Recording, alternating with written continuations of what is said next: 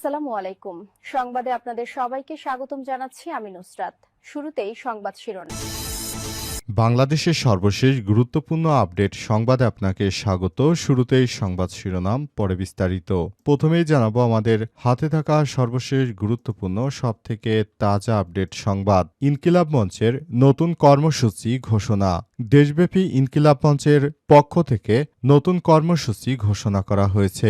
ইনকিলাব মঞ্চের আহ্বায়ক শহীদ শরীফ ওসমান হাদির লড়াই সংগ্রামকে সারা দেশে ছড়িয়ে দিতে আগামী ২৪ ও ২৫শে ডিসেম্বর দেশব্যাপী দেয়াল লিখন ও গ্রাফিতি কার্যক্রম পরিচালনার আহ্বান জানিয়েছে ইনকিলাব মঞ্চ। আজ রাজধানীর শাহবাগে শহীদি শপথ পাঠ অনুষ্ঠান শেষে এসব কর্মসূচির ঘোষণা দেন ইনকিলাব মঞ্চের সদস্য সচিব আবদুল্লাহ আল জাবের। এ সময় তিনি এসব কর্মসূচির ছবি ও ভিডিও সামাজিক যোগাযোগ মাধ্যমে ছড়িয়ে দেওয়ার আহ্বান জানান। এরপর জানাবো রংপুর ৪ আসনে এনসিপির আক্তার হোসেনের পক্ষে মনোনয়নপত্র সংগ্রহ। ত্রয়োদশ জাতীয় সংসদ নির্বাচনে রংপুর ৪ পীরগাছা কাউনিয়া আসনে প্রার্থী হিসেবে জাতীয় নাগরিক পার্টি এনসিপির সদস্য সচিব আক্তার হোসেনের মনোনয়ন ফরম সংগ্রহ করা হয়েছে। আজ নির্বাচনী অফিস থেকে এই মনোনয়নপত্র সংগ্রহ করা হয়।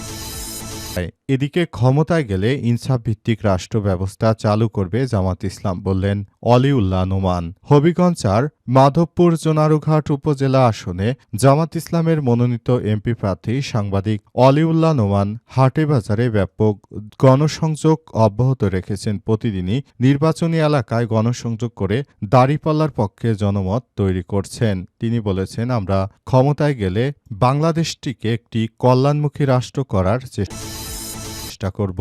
এবারে জানাবো আগামী ২৫শে ডিসেম্বর শাহজালাল বিমানবন্দরে পর্যাপ্ত সময় নিয়ে যাত্রীদের পৌঁছানোর অনুরোধ। আগামী ২৫শে ডিসেম্বর হজরত শাহজালাল আন্তর্জাতিক বিমানবন্দর এবং এর আশপাশের সড়কে তীব্র যানজটের আশঙ্কা করা হচ্ছে।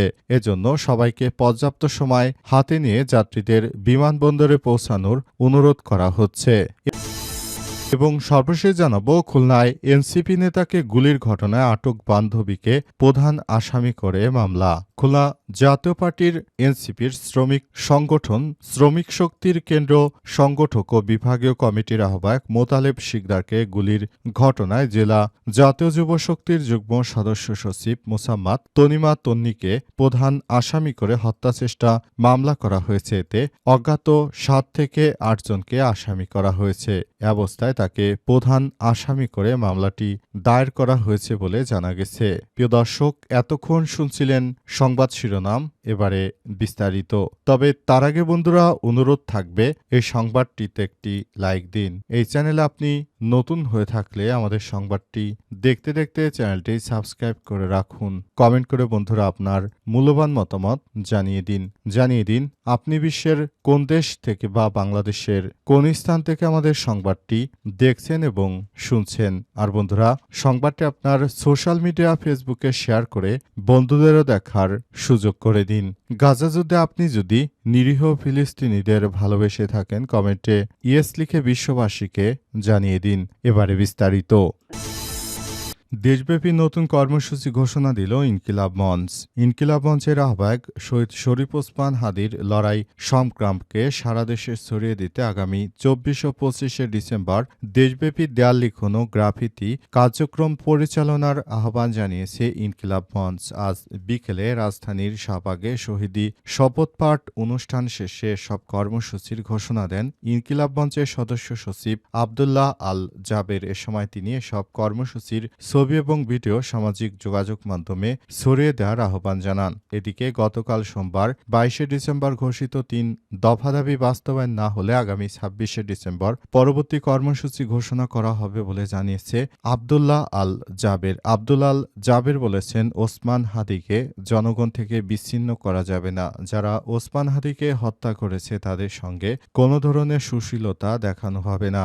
ইনসাফ কায়েম না হওয়া পর্যন্ত এ যুগে লড়াই অব্যাহত অব্যাহত থাকবে। আব্দুল্লাল জাবের আশাবাদ ব্যক্ত করে বলেছেন, আমরা ইনকিলাব মঞ্চে যারা নেতৃত্ববৃন্দ রয়েছি, যতক্ষণ পর্যন্ত আমাদের গায়ে শক্তি আছে ততক্ষণ পর্যন্ত আমরা আমাদের এই কার্যক্রম চালিয়ে যাব। আমাদের নিয়ে যারাই ষড়যন্ত্র করছিল তাদের বিরুদ্ধে আমাদের এই অগ্রযাত্রা থামবে না।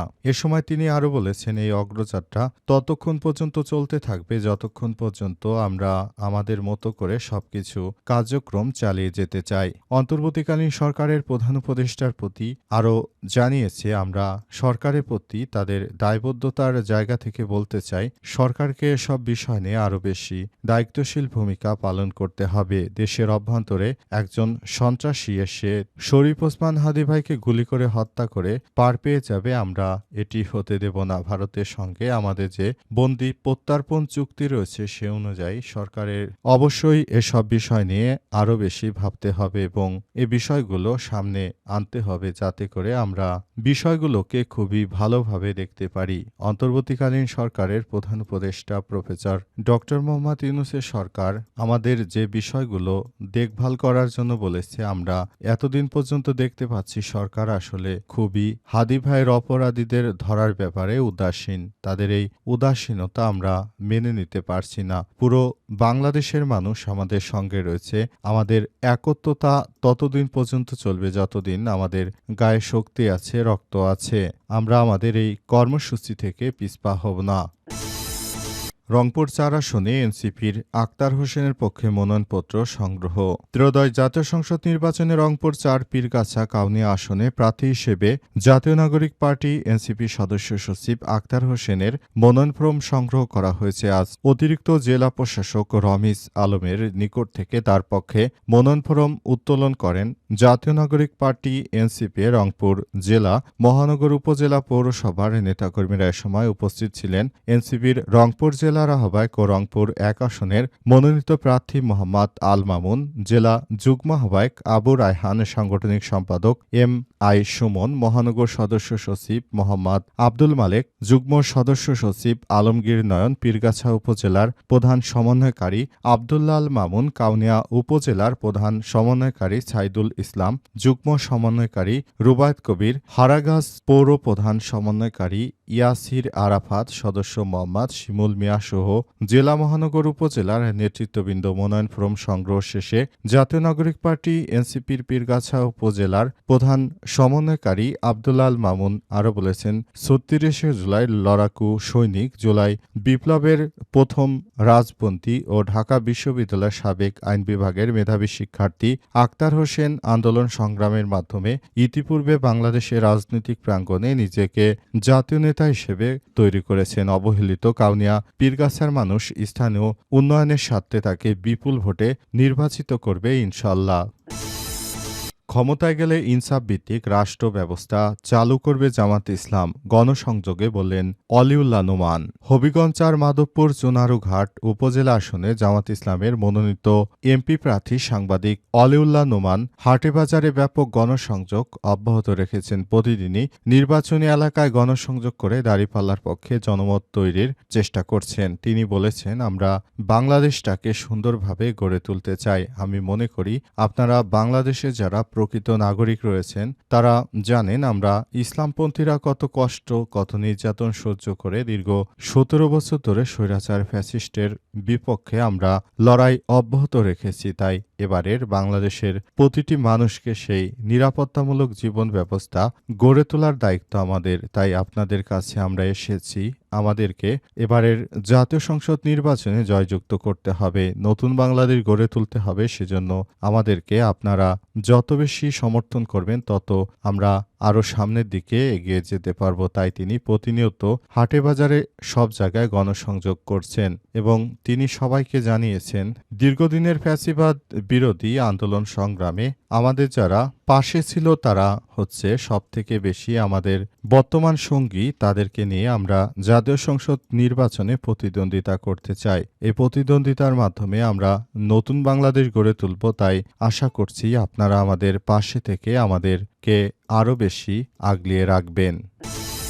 আগামী 25শে ডিসেম্বর শাহজালালে পর্যাপ্ত সময় নিয়ে যাত্রীদের পৌঁছানোর অনুরোধ। আগামী 25শে ডিসেম্বর হজরত শাহজালাল আন্তর্জাতিক বিমানবন্দর এবং এর আশপাশের সড়কে তীব্র যানজটের আশঙ্কা হাতে পর্যাপ্ত সময় নিয়ে যাত্রীদের বিমানবন্দরে পৌঁছানোর অনুরোধ জানিয়েছে বিমান বাংলাদেশ এয়ারলাইন্স। আজ এক বিজ্ঞপ্তিতে জাতীয় পতাকাবাহী সংস্থাটি জানিয়েছে, বিভিন্ন সংবাদ মাধ্যমে তথ্য অনুযায়ী 25শে ডিসেম্বর শাহজালাল বিমানবন্দর এলাকায় গুলশানে সড়ক ও পূর্বাচল এক্সপ্রেসওয়েতে ৩০০ ফিট ব্যাপক জনসমাগমের সম্ভাবনা রয়েছে। এর ফলে ওই দিন এলাকাগুলোতে বড় ধরনের যানজটের সৃষ্টি হতে পারে। এই পরিস্থিতিতে অভ্যন্তরীণ ও আন্তর্জাতিক উভয় রুটে সম্মানিত যাত্রীদের কাঙ্ক্ষিত ভোগান্তি এড়াতে বিশেষভাবে অনুরোধ জানানো হয়েছে। যাত্রীরা যেন নির্ধারিত সময়ের বেশ আগেই বিমানবন্দরে পৌঁছানোর প্রস্তুতি নিয়ে যাত্রা শুরু করেন। যাত্রীদের এই সহযোগিতায় ওই সময় ভ্রমণকে নির্বিঘ্ন, আনন্দদায়ক ও ঝামেলামুক্ত করতে সহায়তা করবে বলে আশা প্রকাশ করেছে বিমানবন্দর কর্তৃপক্ষ। এবং বিমানবন্দরে গিয়ে সবাইকে যেন দাঁড়িয়ে থাকতে না হয়, সেজন্য ওই দিন যেহেতু তারেক রহমান দেশে ফিরবেন, তাই বিমানবন্দরে যাত্রীদেরকে খুব দ্রুততম সময়ের মধ্যে যাওয়ার জন্য বিশেষভাবে অনুরোধ জানানো হয়েছে। দীর্ঘ প্রায় ২০ বছর পর দেশে ফিরে আসছেন বিএনপির ভারপ্রাপ্ত চেয়ারম্যান তারেক রহমান। তিনি দেশে ফিরে আসাতে বিএনপির পক্ষ থেকে তারেক রহমান আগামী জাতীয় সংসদ নির্বাচনে তিনি নির্বাচন করবেন এবং সে অনুযায়ী তিনি সবাইকে ঢাকাতে জড়ো করছেন।